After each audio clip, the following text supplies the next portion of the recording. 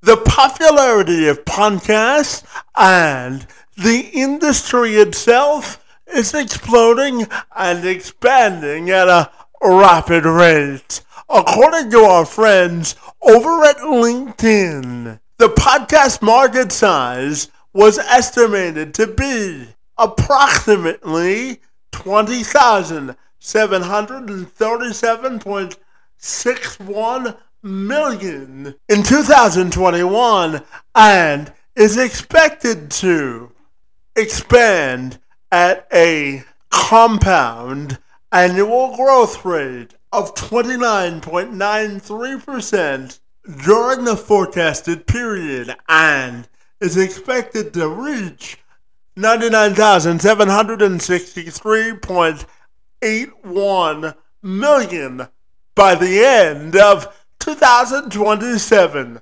which obviously shows validation in the process and the medium itself. Meanwhile, a new study conducted by podcast production company Lower Street in collaboration with content performance analytics company Context FX, it found that podcasting in their research can be an effective tool for entrepreneurs to grow their respective businesses. The research found that over half of all business owners are podcast listeners, with 55% of them already considered to add podcast listening as a part of their daily routine. All of this statistical gold is great news for my friend Tracy Hazzard. She's a seasoned media expert who has participated in over 2,600 interviews, from articles featured in Authority Magazine, BuzzFeed, and her Inc. magazine column, not to mention her own podcasting ventures, which include The Binge Factor and Feed Your Brand, which, by the way, is one of CIO's top 26 entrepreneurial podcasts.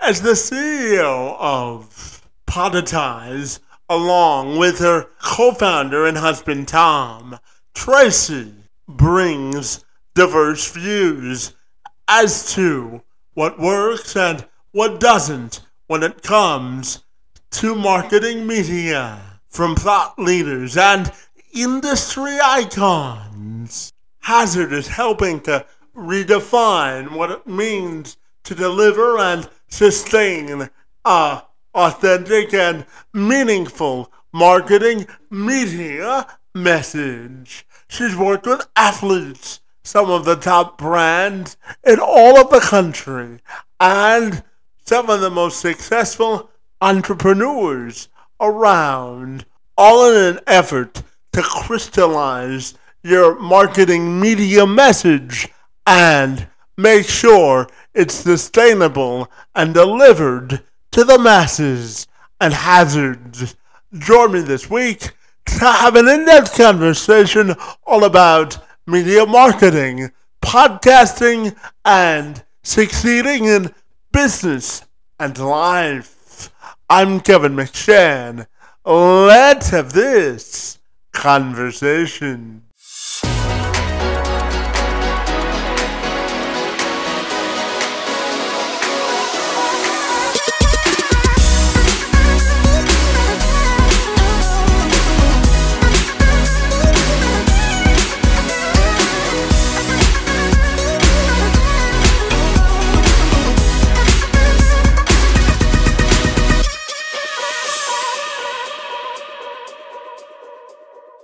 Tracy, if you're ready, I'll take a moment to welcome you to the program. I'm super excited and delighted to engage in conversation with you today. So I'll welcome you to the program and wish you a happy Thursday. It's great to see you.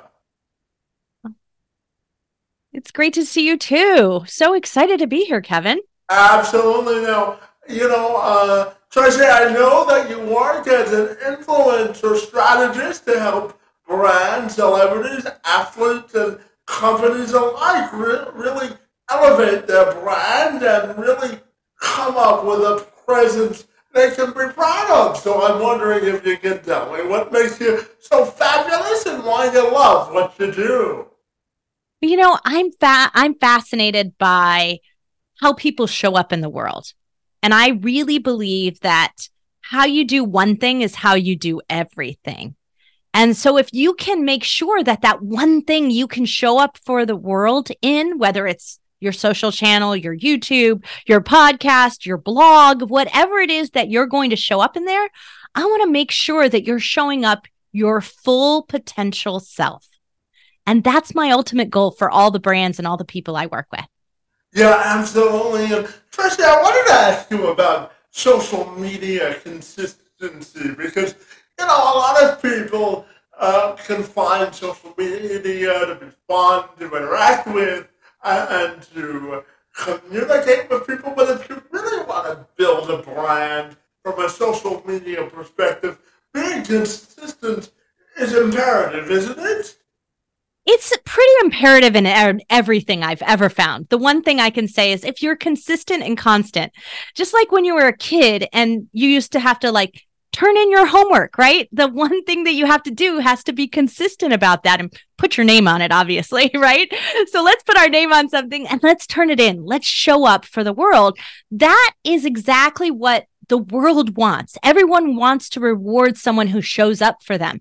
But more importantly, in the social media world, it's an algorithm. It's a computer. It's a bot. It's an artificial intelligence. And it doesn't want to not have something show up on time. It needs the data input.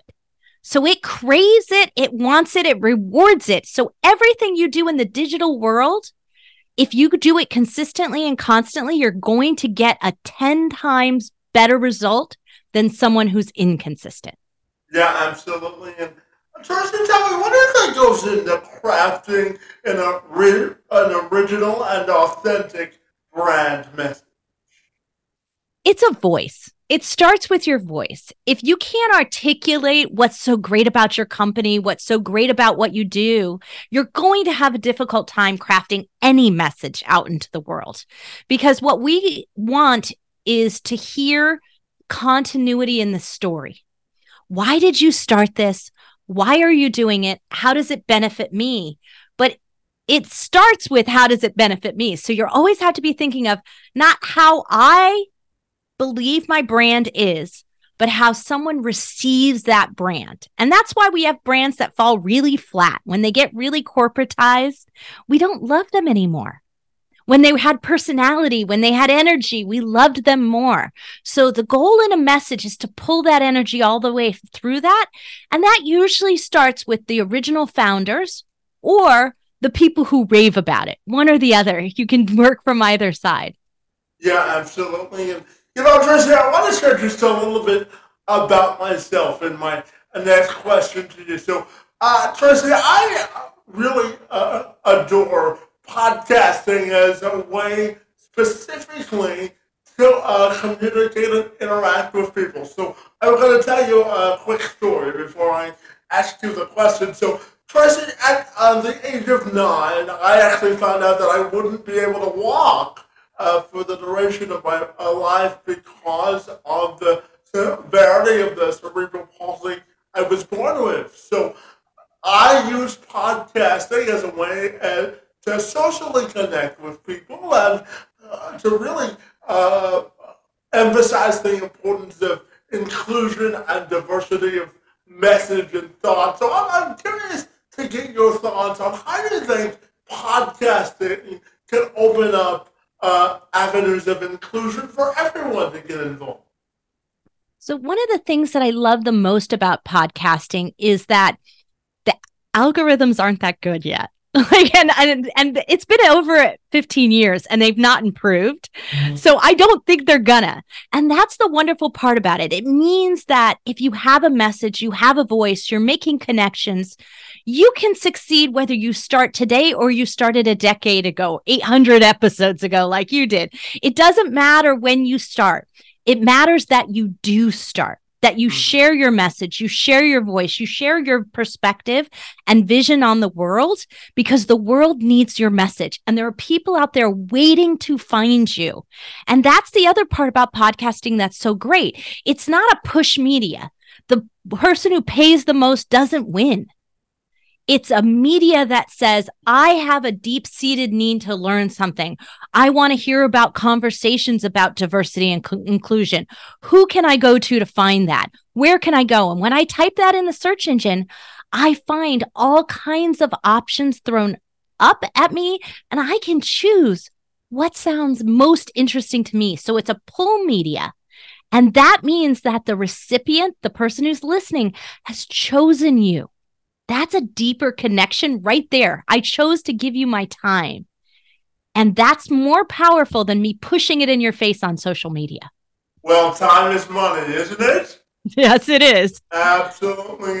And Tracy, just building on that part of our discussion, I'm curious to get your thoughts on the concept of allyship as it relates to acceptance and really bringing in a group of people that you may not necessarily normally interact with. So I'm curious, how do you view the importance of allyship?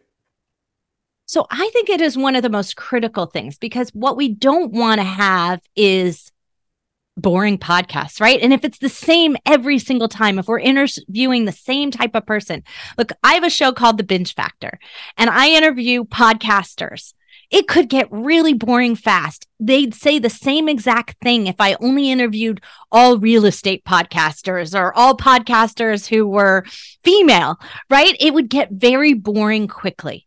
So diversity in our process also needs to happen as a podcaster. Our topics we choose, the guests we choose, our audience craves that. It's what they're looking for, and they will reward us for that.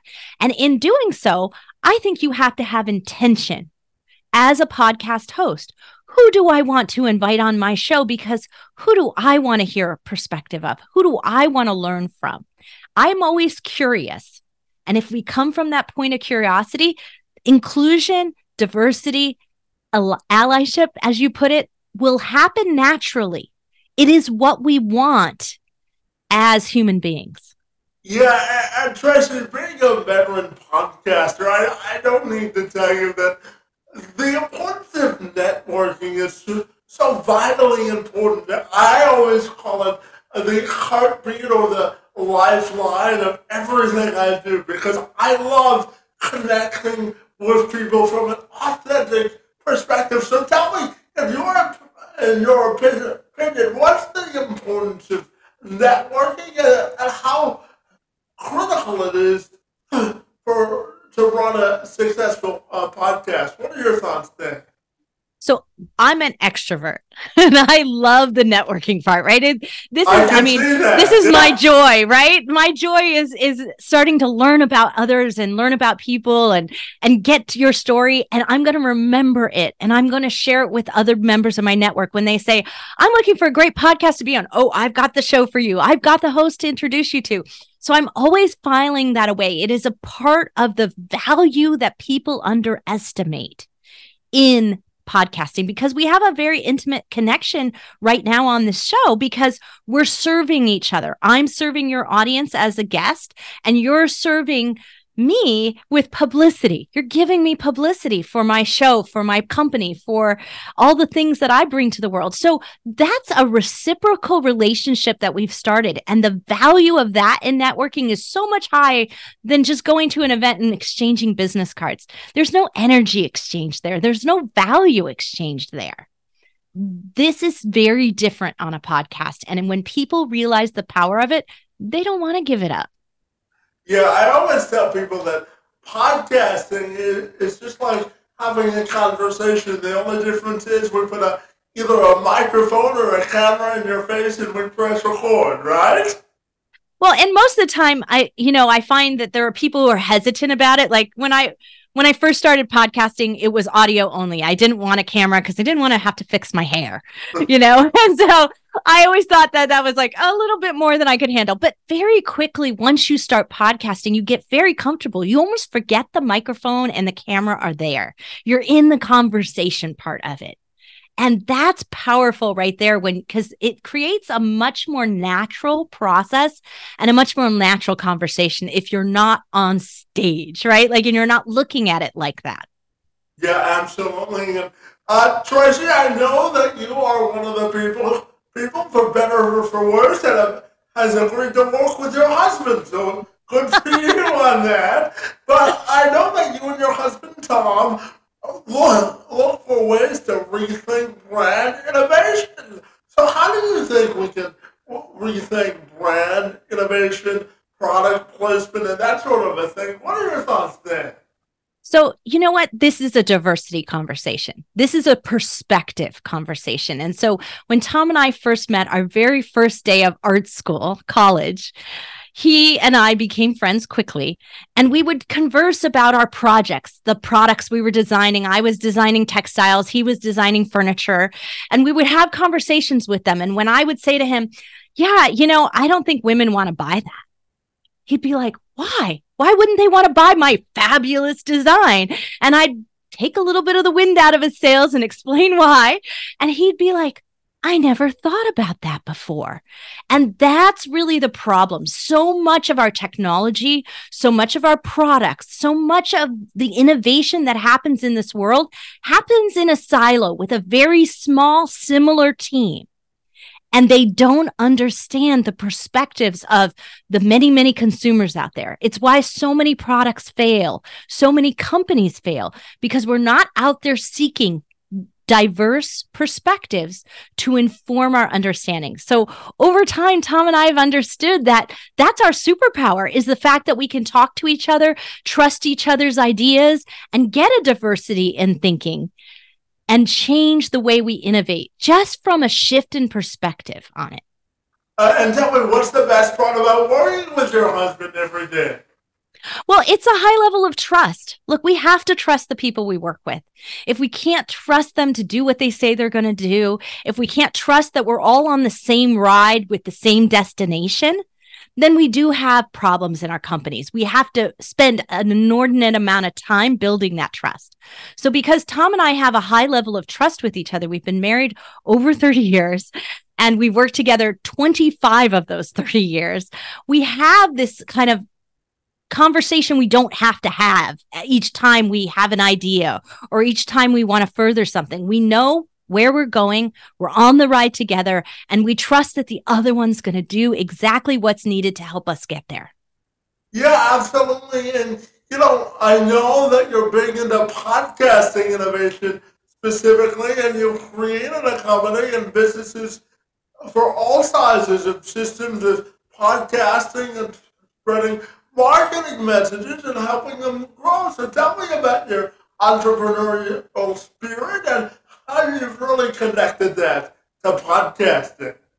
So I have to say, I didn't consider myself an entrepreneur. I considered myself an agency owner when I first started. We were product designing, and we started our podcast as our own marketing vehicle within that. And pretty soon people would say, what are you doing? Your podcast is so much more successful than mine. You have 100,000 listeners a month and I have 100. What are you doing? And when I would tell them, they would say, can you just do that for me? And here's my credit card. And so that's how Poditize, our company, was born. But it was really focused with the idea that we were helping business to business podcasts, not the entertainment style podcasts, not your daily news show. We were really helping businesses learn how to use podcasting in a better way to get their message out, but also to achieve the ultimate results, whether it was larger networks, selling product, selling their services, closing clients faster. We looked at it from a business perspective and not from an entertainment perspective. And it was just simply that shift in thought that made our site more innovative. We developed technology that lets you add ads in for your books, for your courses, for your own things, and not have to take outside advertisers. And we developed systems that made it easier so that you didn't have to do as much work editing and didn't have to do as much work on the production side of things, so that it was really fit into people's businesses better. But it was really our perspective on podcasting that made it that way. We didn't come into podcasting from a radio background or a TV background. Yeah, absolutely. And, Tracy, I know that you've got plenty of experience being on podcasts and hosting them. And as you said, your sweet spot is working with the business-to-business podcaster. So tell me how you think businesses can leverage podcasts to take their businesses to the next level. And the second part of that question is, what do you think makes a great podcasting interviewer and interviewee? Those are two really good questions. So the first part of that is simply that in business to business, we need to have a longer conversation with people about our brands, about what we do. We have to nurture that relationship with them over time. So there's so much of marketing that is short term, just put up a landing page, get the hit, put out a short video, like send them emails and inundate them and get this in, but we don't have a conversation. And so why would businesses be shocked that clients don't think of them as long-term purchases? They think of them as something short, testing it out, and really low loyalty nowadays. It's because we're not working very hard on that relationship. Podcasting can change that. So it can be a lead to a relationship. It can be an ongoing nurture of an existing relationship. I have a podcast that's just for my clients. It also does some lead generation, but it's just for my clients. I have a totally separate podcast that's for lead generation, lead relationship building. So thinking about how you want to use it matters. And so that's the first side of it. Then the second side of it is the great interviewee, interviewer, being open. It's the same on both sides. If I want to just push my business, if I want to push sales, don't come on a podcast. There's no place for it here. The place here is to have a conversation and someone decide that they're interested in learning more about my services. Not for me to say, oh, you got to buy in, you got to subscribe to Podetize. No, you've got to subscribe to the idea that maybe there's something there for you to explore further. That's it. This is a relationship we're building with the audience, with the host, with the guest. We're building them all the ways. And if we don't do a good job of that, then we shouldn't be interviewing.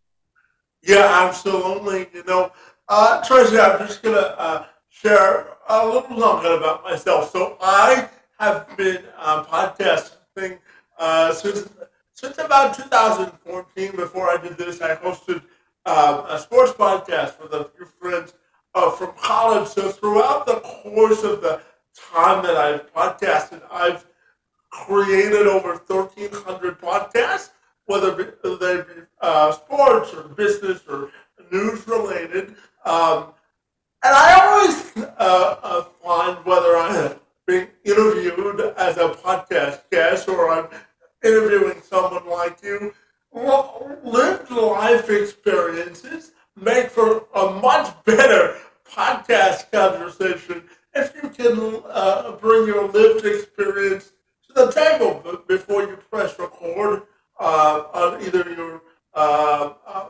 camera or your audio device. So tell me, how do you think lived experiences can help you build a better podcast and have better podcast conversations? I think we all want to hear stories. We all want to relate. We're really seeking common ground with everyone.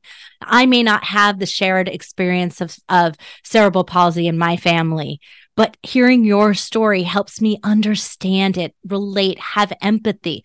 But I might have a a friend or a family member who is in a similar situation, just a different disease or something else is going on in their lives. And when I think that through, it builds a shared understanding through those stories. Those stories are essential. And we forget too often that, and I love the way you call them lived experiences instead of just life experiences, lived, because that's what we lived this, right? And it feels inherently emotional to us still. And when we can touch on that, that is something so unique to being able to hear that. We don't read those stories in the same way as we hear those stories. And when I hear it with the emotion in your voice, when I hear it from your perspective, it is a much better story than if I read it in a magazine and I read it in a newspaper. Very, very different. That connects right to my emotional center and hits me at a deeper understanding and progresses our relationship faster. Yeah, absolutely. And, Tracy, I believe that podcasting and using social media can be a great way to sort of advance your business forward. But for someone that may not be comfortable with sharing stories like you and I, but want to get into the podcasting game, but are afraid to express themselves, what do you think your message would be to tentative business owners who may be good at the business side of doing the operational part of their business, but really don't have any experience on the social media or podcasting side? What would be your advice to those people? So, look, you are building relationships every single day. You are having conversations with your team members, with your clients, with your community members. You've probably had mentorship relationships where you've been mentored or you're mentoring others. There are so many things you can draw on that actually are very similar to this. If you look at it as having a conversation, in podcasting, it's a little bit longer term, and in YouTube videos or video casting, it's longer term, right? I want to have a longer conversation, 20, 30 minutes, an hour, whatever that is. I want to have a longer conversation there. In social media, it's giving a snapshot of it. So think of it like video versus photograph, right? Mm-hmm. Social media is giving a snapshot of that. And if you're not comfortable there, then don't worry about it. There are other people who can help you with it, number one. And number two, pick the one thing that you do feel comfortable with. So I'm always a big fan of start with one. Start with one platform, one social media area, one thing that you're ready to try next. So if it's podcasting, start with the podcasting. Then when you get comfortable with that, maybe add the video in. Try it on YouTube. Now you've got a YouTube channel and you're expanding it out. Take your time to do one thing, then do the next. Add on to it, make it additive so that it isn't something that you have to do that takes away from what you previously did. Make sure it's adding to it in a really good way, building on the success that you've already had. But you don't have to take away from something or follow everybody else's rules. You really don't have to. I mean, there are some basic rules, like, we do have to set up our profile properly or Facebook will shut us down. But there are very few real rules to making connections. Yeah, I always say to people that, when we look at expectations, Tracy, I always say it's important to set your own standard of expectations, because if you don't have a baseline that you want to aspire to from a personal perspective, it's hard to reach anybody else's artificial level of expectations, isn't it? Oh, it really is. Like, look, I think sometimes we set too high expectations for ourselves. Like, we do sometimes need to mini size it, I say. So let's set an expectation that is, I am going to get on this microphone once a week for 10 minutes. I'm just going to practice if I need to. Then I'm going to say, I'm going to make an appointment and I'm going to talk to someone for 30 minutes for the next month. We can build on and expand these mini expectations of ourselves, deliver, give ourselves a little reward for showing up, for doing it, and then add the next thing. It's always really great to build on our successes for ourselves because then we can set more realistic expectations that aren't too low or aren't too high. Yeah, absolutely. And, Tracy, I'm a huge believer that laughter is the key to success in life. So tell me, why do you think laughter is a key component to success in life? Well, first off, we respond to people's smiles, right? And laughter is a great way to like draw that in and make me smile, right? So that is going to really help in your connection points on everything. But I always think of that as that if we're laughing, it means we're enjoying it. We're in the moment. When we're too cerebral, when we're too in our head about things, we don't hit that emotional center that makes us laugh, that makes us smile, that makes us enjoy things. And from that perspective, overthinking things doesn't really get a true, authentic response. Yeah, absolutely. And, Tracy, I'm curious to get your perspective on how do you think or how do you define creating diverse content that really draws on the need or importance of acceptance for all. So what's your definition of creating diverse content? So first off, there's too much of sameness in content. And we think that that's a good thing, but it's actually really not. Even if you look at the algorithms on Google, for instance. So these bots are looking for, yes, you want to be themed in an area. So maybe your theme is real estate or finance or business leadership, right? It could be any one of those areas. That's a theme, but it's looking for secondary topics, keywords. I started my very first podcast in something really niche and very narrow, 3D printing. But very soon we were known for 3D print filament, product design, prototyping, copyrights, like all of the surrounding topics. So even if you want to think about it in topic area, those algorithms reward diversity in topics, in expansion of topics. It's the same for people.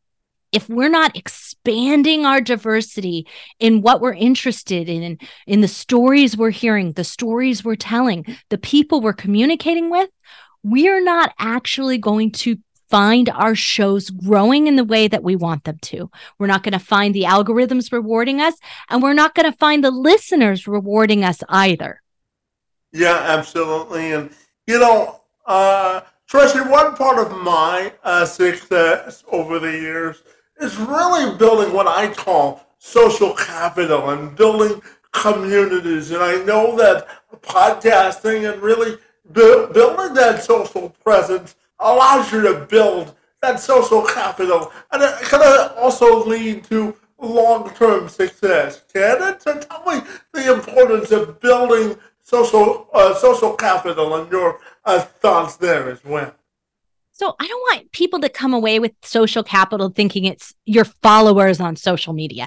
That's not what social capital is. Mm-hmm. Social capital is a community of people who got value from you and who's ready to give you value back.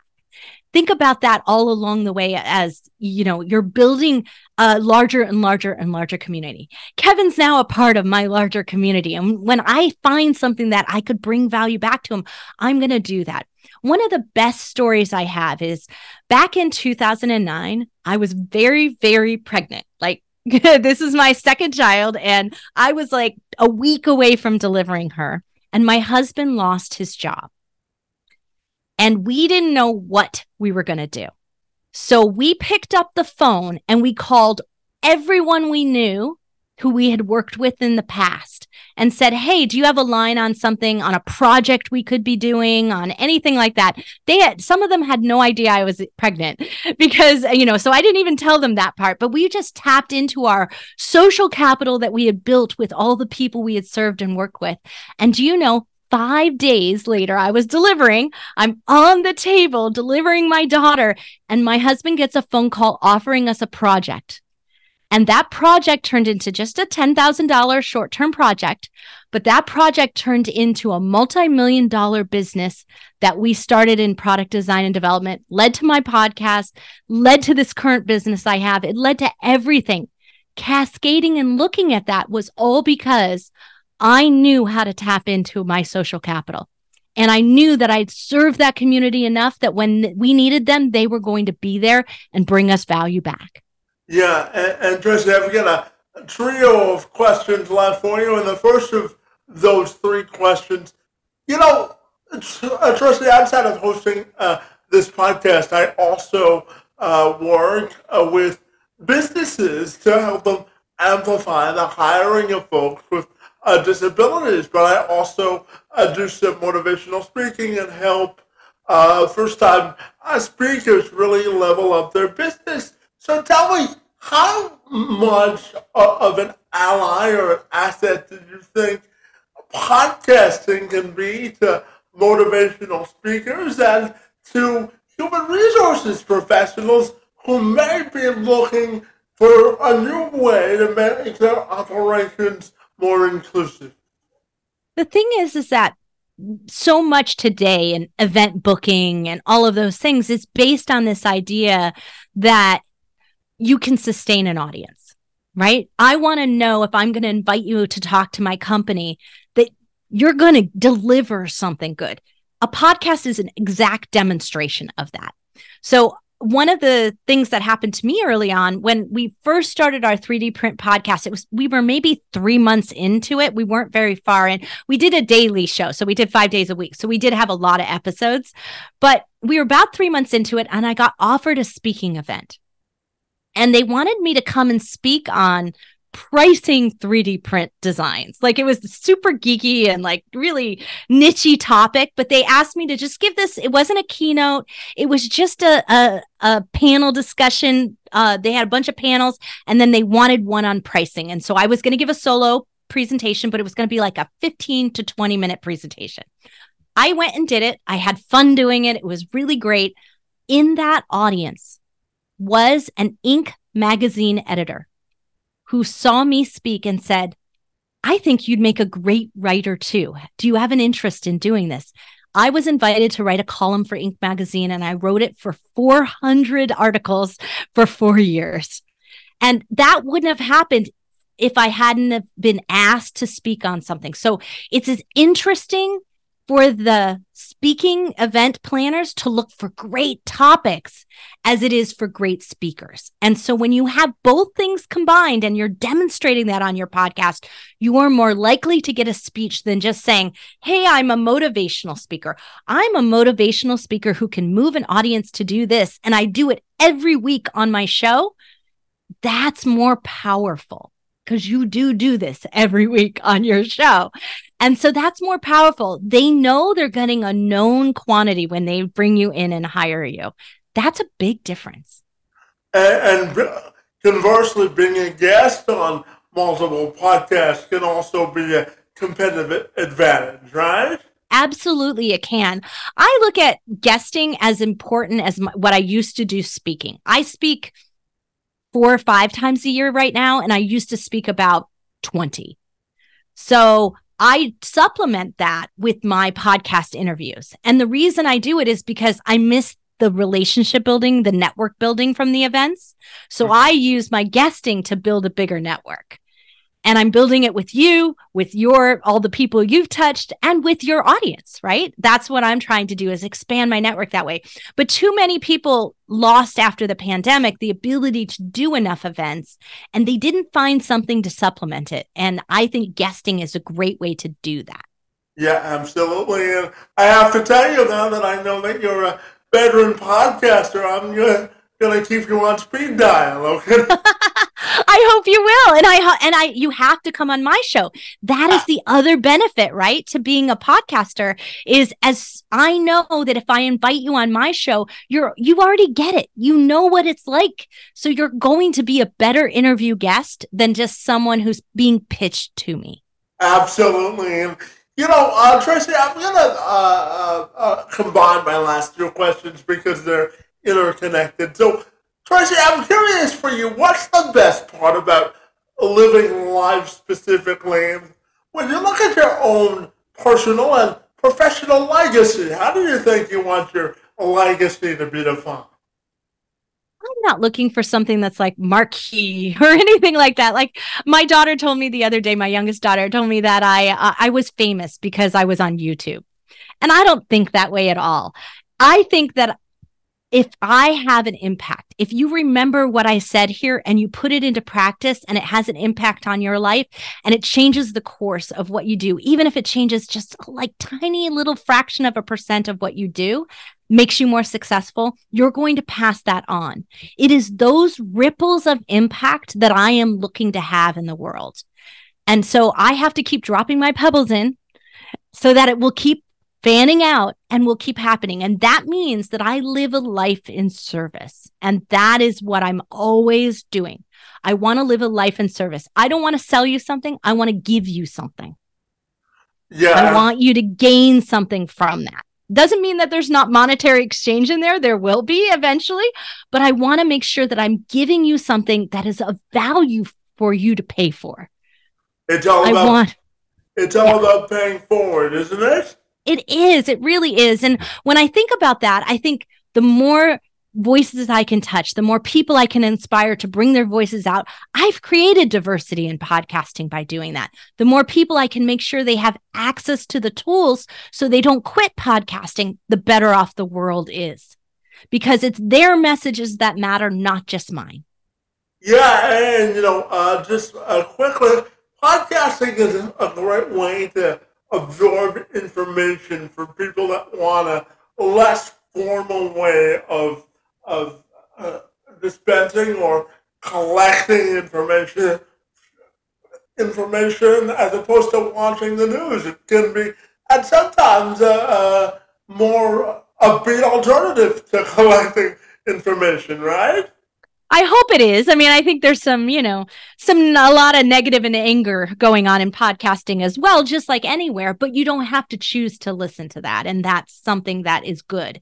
But what I do think is best about podcasting and about the way that we can consume it is that we can consume it at the right time for us too.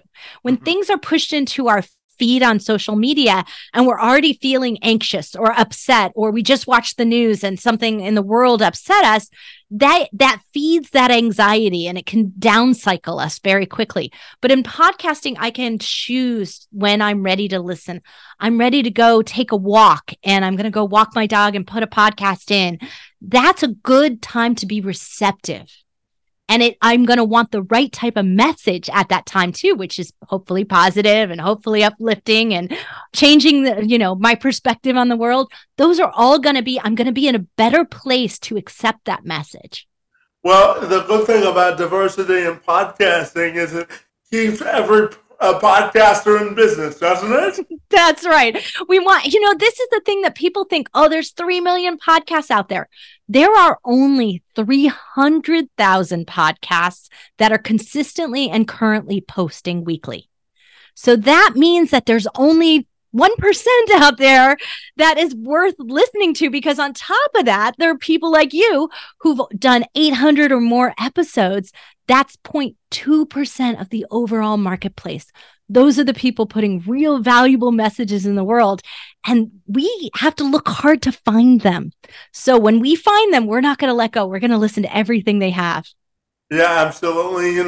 Tracy, I could talk to you for another 2 hours or so, but I got conversation there by asking you to tell me if people want to get connected with the great work you're doing. What's the best way they can do that?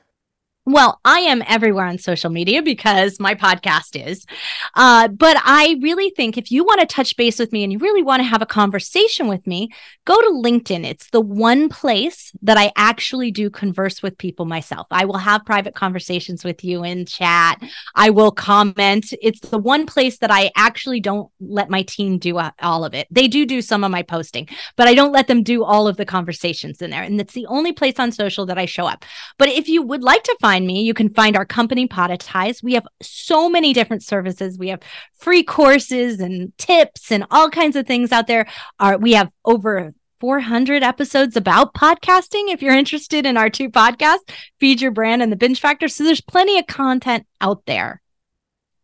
Yeah, absolutely. Well, from one veteran podcaster to another, my friend, I really enjoyed our conversation about podcasting, business, life, and everything in between. I really respect the work that you're doing to move the needle of progress forward. And Tracy, I look forward to returning the favor by being a guest on your podcast. But for now, I wish you a good day and thank you for engaging in conversation with me. It's been most delightful, and I want to thank you for being here. Thank you, Kevin. I am so pleased to be on your show, but so pleased that your voice is being heard in this world.